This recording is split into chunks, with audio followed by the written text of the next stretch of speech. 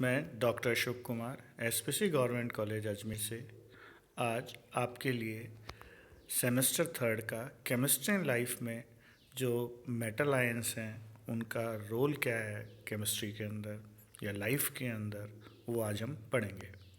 Role of calcium. हम sodium potassium पढ़ चुके हैं इससे पहले, जिसमें सोडियम पोटेशियम पंप और सोडियम पोटेशियम का रोल इन लाइफ या बायोलॉजिकल सिस्टम।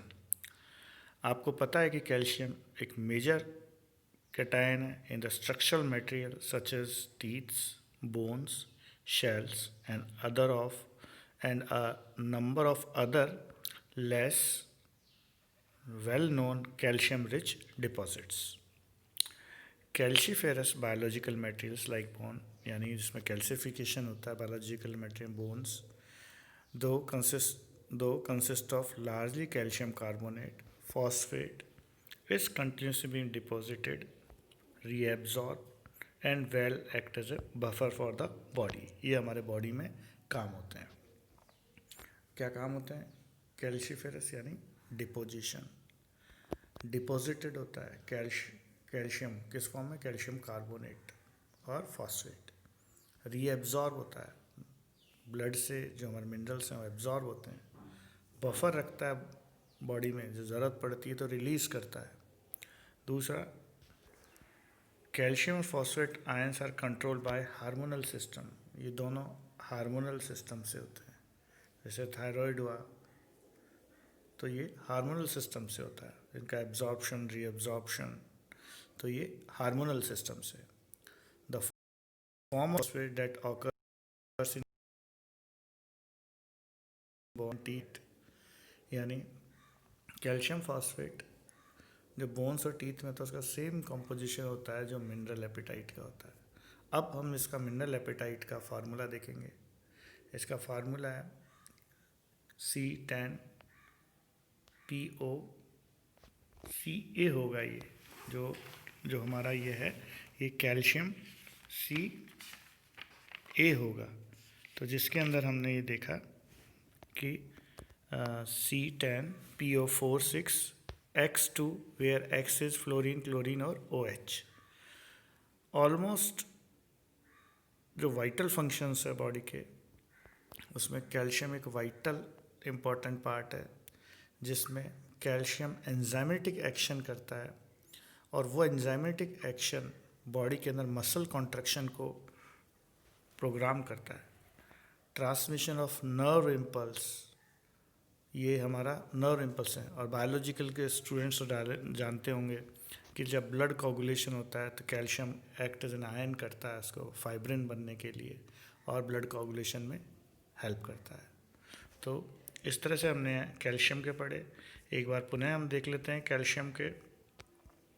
कैल्शियम का मेजर पार्ट हम इसको देख सकते हैं। पहला, स्ट्रक्चरल मटेरियल बोन, ये टीथ कह सकते हैं, बोन्स कह सकते हैं, शेल्स। अब बना किससे? सेकंड, कैल्शियम कार्बोनेट और फॉस्फेट। अब ये कहाँ से होते हैं? एब्जॉर्ब, डिपॉजिटेड और बफर होता है बॉडी के अंदर।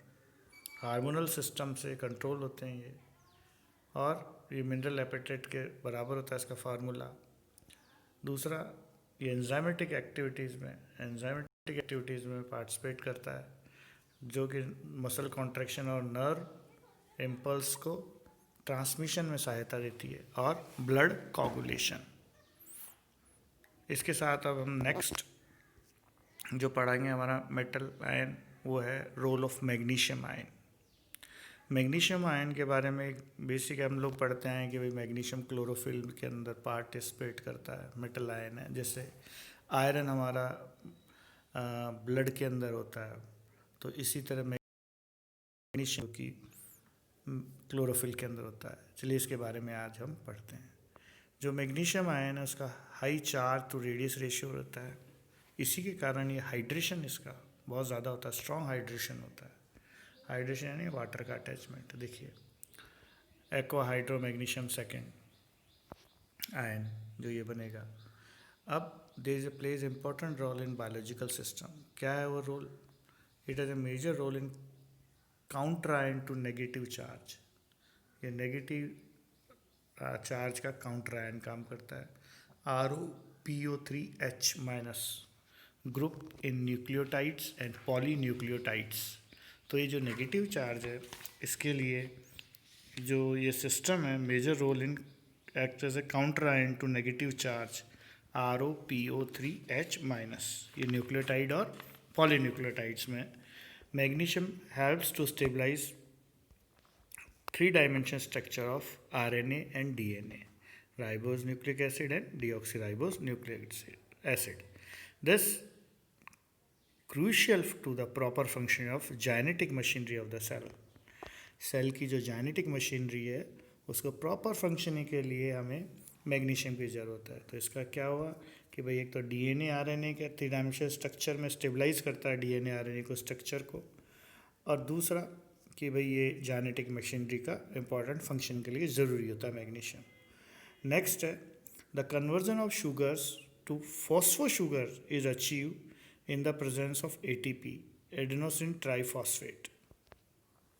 क्या शुगर को फॉस्फो शुगर में achieve by ATP adenosine triphosphate. जो एंजाइम होता है वो काइनेज एंजाइम है। All kinase enzyme requires a divalent metal ion magnesium being the most common complex with triphosphate group. Triphosphate group के साथ ATP के साथ कौन बनाएगा magnesium ion. And cleavage of phosphorus oxygen bond, यानी टूट जाता है फॉस्फोरस ऑक्सीजन बॉन्ड का।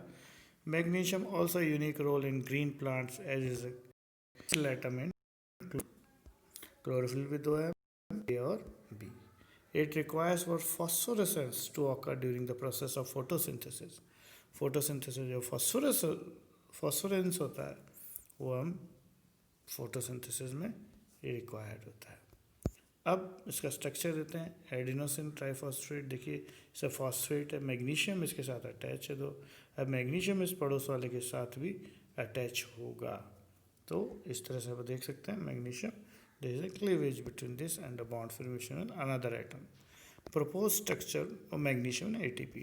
अब जब हम पढ़ते हैं क्लोरोफिल का स्ट्रक्चर है हाइड्रोफिलिक एंड हाइड्रोफोबिक, ये दो रिंग है। देखिए इसके अंदर क्लोरोफिल एयर क्लोरोफिल दोनों सेम होते हैं। डिफरेंस क्या होता है कि जो ये हमने देखिए इसको राउंड कर रखा है तो यहाँ पे या तो CH3 हो जाएगा तो ये होगा क्लोरोफिल A, और अगर ये CHO हो जाएगा एल्डिहाइड तो ये हो जाएगा क्लोरोफिल B।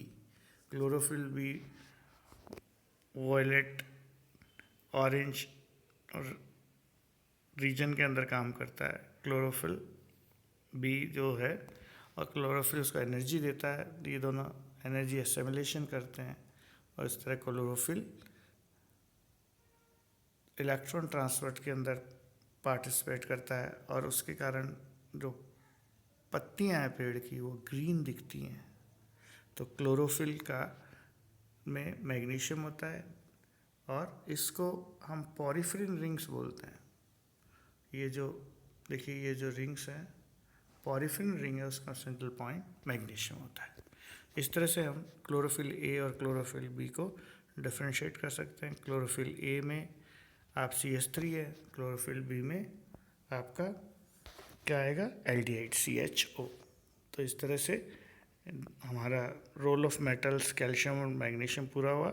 नेक्स्ट में हम जिंक, मैग्नीशियम, निकेल और अदर मेटल्स लेंगे। धन्यवाद, थैंक यू।